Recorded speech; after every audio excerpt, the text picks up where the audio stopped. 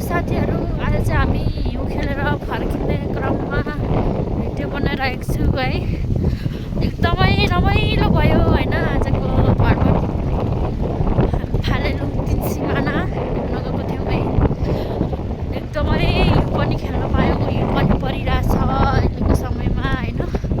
अनि हिउँ खेल्दा खेल्दै आज चाहिँ के भयो भने नि, हाम्रो भाइ चाहिँ एकजना भाइ चाहिँ होइन हिउँ खेल्दा खेल्दै हामी चाहिँ फोटो खिचिसक्दा सक्दै भाइ त कुहिरोले गर्दाखेरि हराइजानु भयो क्या, हराउनु भयो। अनि खोज्नलाई कस्तो गाह्रो भयो। त्यहाँको इन्डिया बोर्डरको एसएसबी अनि नेपालको सबै भएर खोज्दा खोज्दा है लास्टमा त बल्ल बल्ल भेटियो होइन। कति गाह्रो भयो, लेक लाग्यो होइन। यहाँनिर तिन सिमाना घुम्न आउँदाखेरि चाहिँ नि एकदम सचेत भएर आउनु पर्दो रहेछ।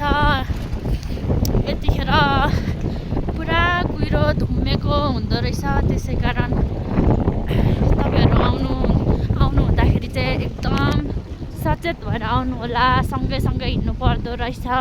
यहाँ चाहिँ नजिकैको दूरीमा पनि साथीहरू हराउने समस्या पुरा भइरहेको हुँदाखेरि एकदम आफ्नो केयर गरेर हिँड्नुपर्ने रहेछ साथीहरू।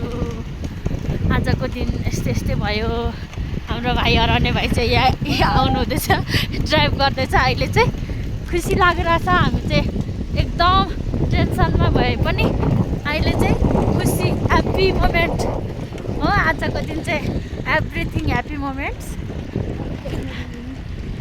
बाबा है छोरीहरू, मेरो छोरीहरू चाहिँ हिउँ पुरा खेल्नु मन पराएर हिउँ खेल्न ल्याएको, त्यसैले आउन चाहिँ आएको। तर धेरै गाह्रो भयो। हामी बाइकमा आउनु चाहिँ धेरै गाह्रो हुँदो रहेछ है। र के भन्छ, बाइकमा पनि हामीहरू अहिले आउँदा फर्किँदाखेरि चाहिँ 4-4जना आउनुपर्ने बाध्य भइरहेको छ होइन। मेरो छोरीहरू 2जना।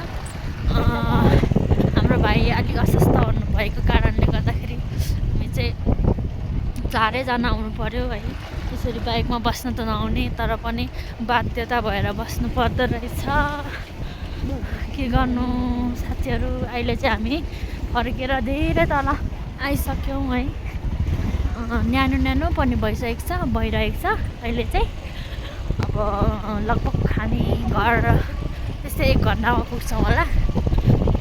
अब त्यस्तै आजको दिन यस्तै भयो, रमाइलो भयो है। तपाईँहरू पनि घुम्न आउनु होला फालेलुङ तिन सिमाना हिउँ खेल्न। एकदम रमाइलो छ। अहिले चाहिँ गुराँस चाहिँ अलिक फुलेको रहेनछ, तर अलगेरी होइन। अनि त्यो सेतो गुराँस, लाली गुराँस चाहिँ फुलेको रहेछ। लाली गुराँस अनि त्यो कस्तो भने काँडे फुल्नेहरू चाहिँ पुरा फुलिरहेछ। आउनु होला, एकदम रमाइलो छ है। दिन धुम्मेको दिन भन्दा नि खुल्ला भएको दिन हेरेर आउनु होला, मौसम हेरेर आउनु होला। हाम्रो आजको भ्रमणमा आजको फालेलुङ आएको हामी 3 पल्ट भएछ।